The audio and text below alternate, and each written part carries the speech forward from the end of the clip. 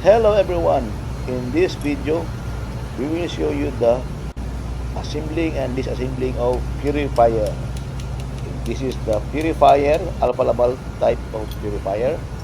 So meron tayong special tools, so you can see the special tools on how to dismantle the bowl. Okay. This is only a short video on how to assemble or disassemble this purifier, this alpha level type of purifier. This is the routine maintenance of this purifier.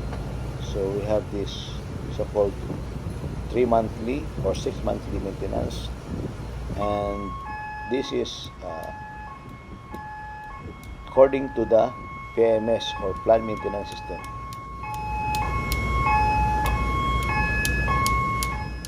What you are hearing now is the alarm, engine room alarm.